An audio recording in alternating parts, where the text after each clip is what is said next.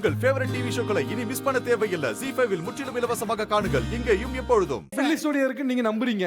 அதை எடுக்க முயற்சி பண்ணிருக்கீங்களா? ஏதாவது மாந்திரிகம் அதெல்லாம் பண்ணி போயிருக்கீங்களா? இல்ல முயற்சி பண்ணா அதால வந்துட்டு ரொம்ப பெரிய ப்ராப்ளம்ஸ்லாம் நான் சந்திச்சிருக்கேன்.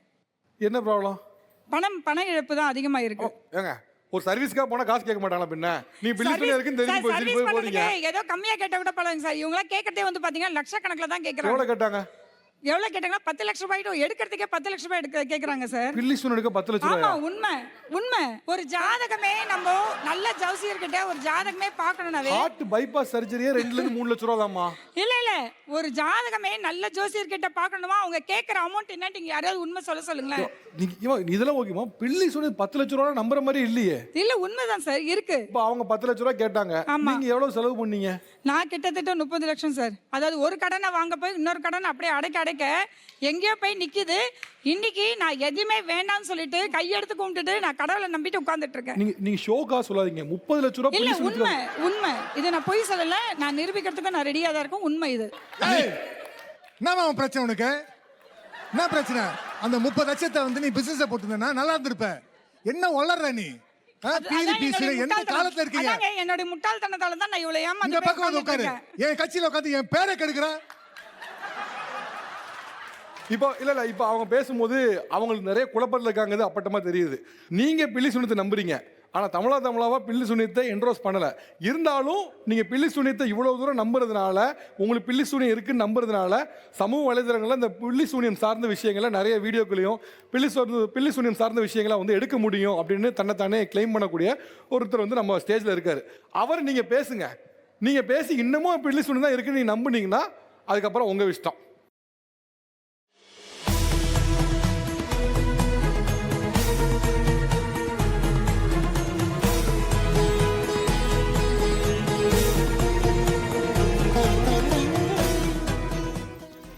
எதுக்காக இங்க வந்திருக்கீங்க? ஐயா இங்க வந்து ஒரு அம்மாவுக்கு வந்து பில்லி சூனியம் இருக்குன்னு சொன்னாங்க.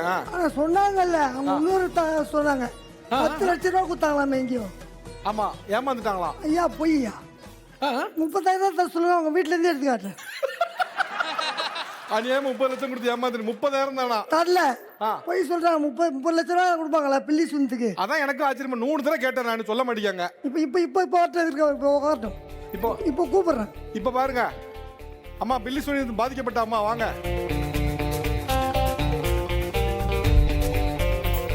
இப்போ அவங்க பில்லி சூனியம் இருக்குன்னு நம்புறாங்க. ஆனா இருக்கா இல்லையான்னு தெரியாது நமக்கு. ஐயா இருக்கா இல்லையான்னு நான் பாக்குறேன். ஓ நீ டெஸ்ட் பண்ண போறீங்க? நான் டெஸ்ட் பண்ணிக்கிறேன். அது இவங்க சொன்னது நான் 10 லட்சம் ரூபாய் கொடுத்தேன். 10 லட்சம் ரூபாய் கொடுத்து வாங்கி அது சரியா இருக்கும்ல? அவங்க சரியாகல. சரி அதான் சரியாகல. அந்த முதல்ல இவங்களுக்கு இருக்கா இல்லைன்னு நீங்க டெஸ்ட் பண்ணுங்க. இதெல்லாம் என்னது?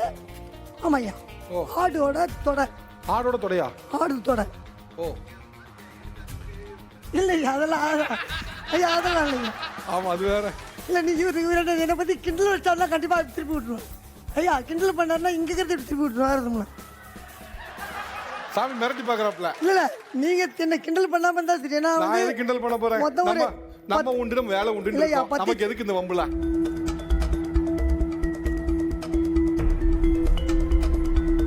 இது என்னது?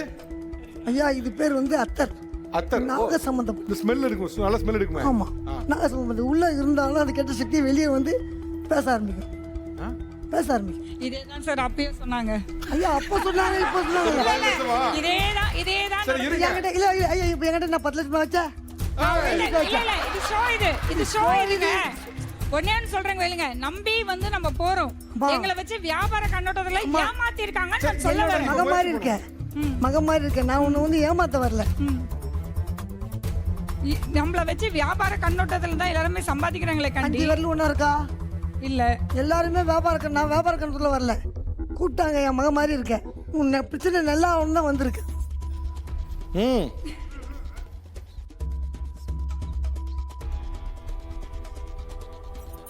இங்க பாருங்க. எங்க நெத்திங்களா? ஏன் நெத்தி பாரு.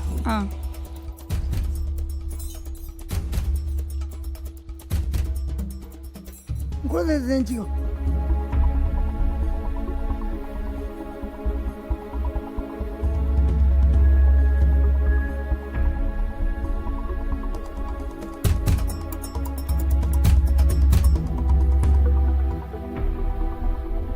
ம் ம் என்னது ஒன்றும் இல்லை, நீ பாரு என்ன என்னதுண்ணா என்னண்ணா நான் இல்ல நீங்க ஊனீங்க. நான் உள்ளகர்னு கூப்பிடுறேன். அம்மா இதே தான் அந்த டெய்லரும் பண்ணா. ஆல்ரெடி இருக்குன்றல சார் நான் சொல்லி முடிக்கல. அவர் சொல்றத ப்ரொசீஜர் ஃபாலோ பண்ணுங்க முதல்ல. கண்ணை முடிக்கும், உன் குலதெய்வத்தை கூப்பிடு, மைக்கு கீழே வச்சுட்டு உன் குலதெய்வத்தை நீ உடம்புல எந்த கெட்ட சக்தி தான் வெளியே வர மாதிரி பார்த்துக்கோ. அடக்கி வைக்கிறேன் ஏமாத்துறேன்னா அப்புறம் வீட்டுக்கு போய் ஆட ஆரம்பிச்சுவேன். கேள்வி என்னன்னா சார், இப்ப நம்ம ஜாதகம் நம்பி பார்க்க போறோம், அதை பத்தி மட்டுமே பேசாம என்ன இந்த நிலைமைக்கு தள்ள வந்ததே அந்த ஜாதகத்தால தான் நான் வந்திருக்கேன்னு நான் சொல்ல வரேன். அது ஜாதகத்தால உங்களை வந்து இங்க தள்ளி இந்த தள்ளி விட்டுட்டாங்க என்ன. அது அவங்களே கட்டத்தை பார்த்து அழகா சொல்லிருக்கலாம், உனக்கு நேரம் சரியில்லைன்னு சொல்லிட்டு சொல்லியிருக்கலாம். சூனியை வைக்க அவங்க முடியும். சொல்லல, நேரம் நல்லா இருக்கு, பிசினஸ் நீ பண்ணலாம்னு சொன்னதுனால தான் நான் இறங்கி பண்ணி ஏதோ போய் கடைசியில் ஏதோ ஆயிடுச்சு. சூனியை என்னுடைய வைக்க நிலைமை. முடியும், உனக்கு சூனியை வச்சிருக்காங்க, சூனியை வைக்க முடியும், சூனியை எடுக்கவும் முடியும். என்னால் ரெண்டும் பண்ணுவேன், சூனியை வைக்கவும் செய்வேன். இல்லை சொல்லிடுறேன். நீங்க இப்போ என்ன நீங்க சூனியம் இருக்குன்னு சொல்றீங்களா? இருக்குப்பா இருக்கு, சரி ஓகே. இல்லை இருங்க, சூனியை வைக்க நான் இது வேணா விட்டுருங்க, நீ சப்ஜெக்ட் விட்டுருங்க. சூனியை வைக்கவும் முடியும், சூனியை எடுக்கவும் முடியும். ஐயா ஒன்றும் இல்லை, இப்போ நீங்க கண்டுபிடிச்சதுல அவங்க சூனியம் இருக்கு. இருக்கு ரைட், ஓகே ஓகேம்மா, நன்றி. Thank you sir. ஓகே, நீங்க எப்படி சூனியம் இருக்கு கண்டுபிடிச்சீங்க? ஐயா அந்த அம்மா பேசுகிற படப்படப்பு, அந்த அம்மா உட்காரும் போது அந்த அம்மா உருவத்தில் 2 உருவம் மாதிரி தெரியுது. என் கண்ணுக்கு நான் இப்போ கூட வந்து இந்த கண்ணை கட்டுங்க, என் கண்ணை கட்டுங்க. அதாவது ஜோதிடம் குறித்தான நம்பிக்கை அப்படிங்கிறது அறிவியலும் சார்ந்தது. இந்த மாதிரி கொண்டு வரதுனால தான் உண்மையான அறிவியலை நீங்க வந்து முழுக்க தவறான பாதைக்கு மக்களுக்கு. ஜோதிடம்ன்றது உண்மைமா? ஐயா நீங்க பேசாம இருங்க, நான் பேசுறேன், நீங்க கேளுங்க, அதுக்கப்புறம் பேசுங்க, சரியா? நான் வந்து பில்லி சூனியம் பேய் பிசாசு இதெல்லாம் இல்லைன்னு சொல்றேன். ஜோதிடம் வந்து அறிவியலோடு சார்ந்தது, சரிங்களா? இப்போ இந்த நிகழ்ச்சியில நாங்க ஜோதிடத்தை ஒவ்வொரு காலகட்டத்திலையும் ஒவ்வொரு தருணங்களையும் எங்களை நாங்க பரிசோதித்து நம்பி இங்க உட்கார்ந்துருக்கோம். இப்போ அவரால் எதுவுமே எடுக்க முடியாது, எந்த ஆணியும் புடுங்க முடியாது. அவரை நீங்க கூட்டிட்டு வந்து உட்கார வைக்கும் போது பில்லி சூனியம் இருக்கு அப்படின்னு நம்பாத மக்களுக்கும் நம்பிக்கை கொடுக்குறீங்க. ரேகா ஒரு நிமிஷம், நீங்க சொன்னதுல நான் முதல்ல டிஸ்க்ளைமர் கூட சொன்னேன், இது அவங்க பில்லி சூனியத்தை நம்புறேன்னு சொன்னதுனால ஒரு எக்ஸ்பெரிமெண்ட் முயற்சியா ஒரே நிமிஷம், அதனாலதான் சொன்னேன் அவங்க பில்லி சூனியத்தை 3 முறை கேட்டேன், நம்புறீங்களா நம்புறேன்னு சொல்ல போய் தான் ஒரு எக்ஸ்பெரிமெண்ட் முயற்சி பண்ணோம். இன்னொன்னு நீங்க சொல்லும் போது ஜோதிடமும் வந்து அறிவியல், நீங்க இன்னைக்கு தேதி வரைக்கும் ஆண்டேட் வரைக்கும் அறிவியல்ல ஜோதிடம் இன்க்ளூட் பண்ணப்படவில்லை. வார்த்தைகள் பார்த்து ஆஸ்ட்ராலஜி வேற, ஆஸ்ட்ரானமி வேற. நீங்க சொல்ற ஆஸ்ட்ரானமி டோட்டலி வேற. ஆஸ்ட்ராலஜி தான் ஜோதிடம்.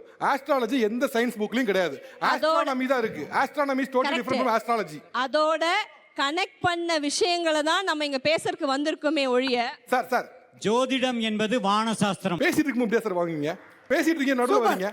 சூப்பர் உண்மைதான் பேசும்போது என்ன பாருங்க. ஜீ5 ஆப்பை டவுன்லோட் செய்து அனைத்து எபிசோடுகளையும் இலவசமாக பாருங்க.